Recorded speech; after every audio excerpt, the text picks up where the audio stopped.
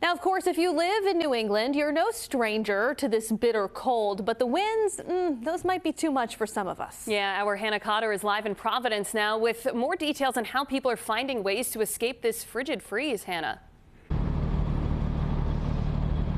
Well, Kim, Kayla, I actually had a cuter outfit on today, but I really had to bundle up before this live shot. I actually have 2 jackets on, if you can see.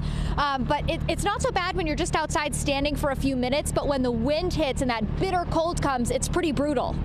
We're no strangers to the bitter cold here in New England. It's what it's supposed to be. It's winter. That's how I like it, I gotta say.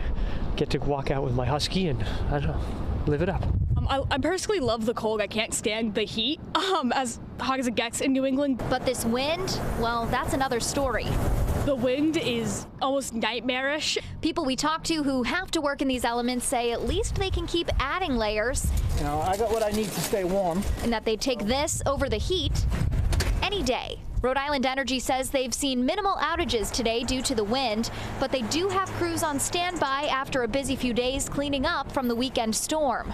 Meantime, some people are finding fun ways to escape the cold. These boys know this museum like the back of their hand. We jumped out of the car and came in here quickly. Kevin had to go park the car and walk a long way. Amanda McMullen, president and CEO of the New Bedford Whaling Museum, says they've been slammed over the last couple of days. I think people are looking for things to do that are fun, that are engaging. Between the weather and school vacation. Tomorrow on Wednesday, we are free for the whole day thanks to the Highland Street Foundation. So the museum is open, it's warm, and it's free.